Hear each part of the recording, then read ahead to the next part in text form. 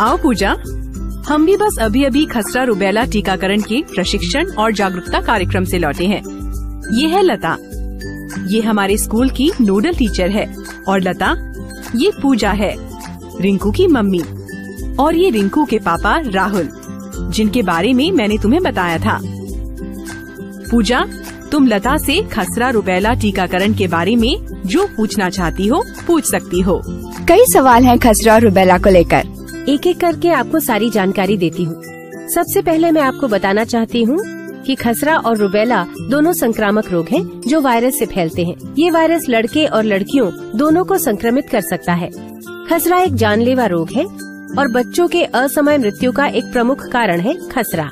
तेज बुखार, त्वचा पर लाल चकत्ते, खांसी, नाक बहना आदि इसके प्रमुख लक्षण हैं।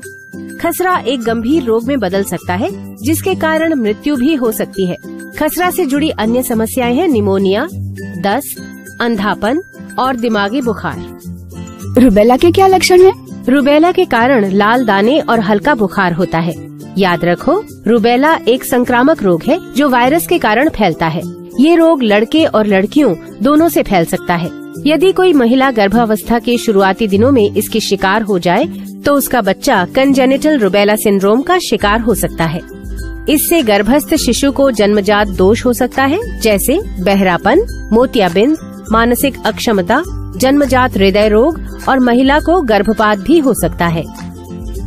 लता मैम, खसरा और रुबेला जैसी जानलेवा बीमारियों का क्या इलाज है? खसरा या रुबेला का कोई विशेष इलाज नहीं है, परंतु टीकाकरण से इन रोगों से बचाव किया जा सकता है।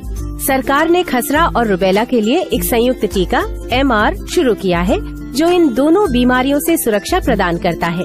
ये MR टीका 9 माह से 15 साल की उम्र के लड़के और लड़कियों दोनों को एक ही बार में सिंगल शॉट में लगाया जाता है।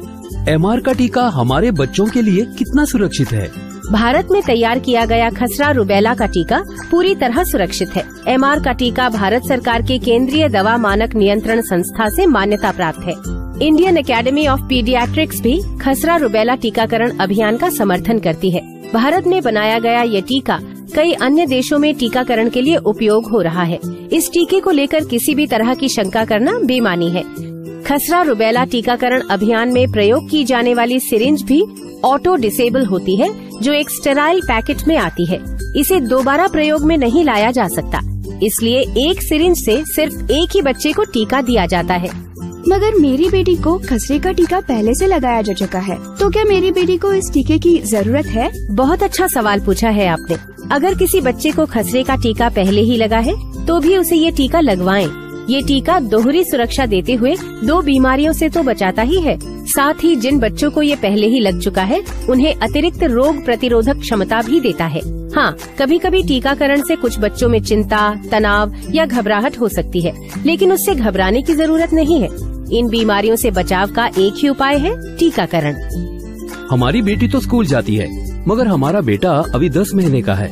हम उसे टीका कैसे लगवाएं? ये अभियान निजी एवं सरकारी स्कूलों, आंगनवाड़ी केंद्रों और स्वास्थ्य केंद्रों पर चलाया जा रहा है। आप उसका टीकाकरण यहाँ करा सकते हैं।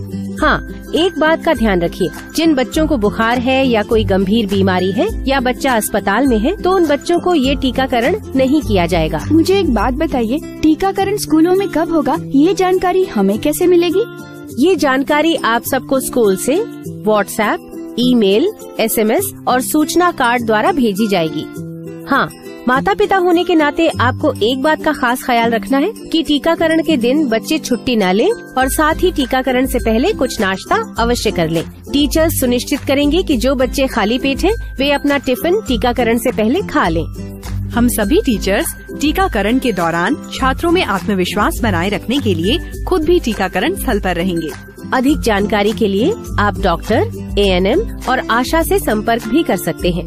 हम सबको इन बातों का बहुत ख्याल रखना है।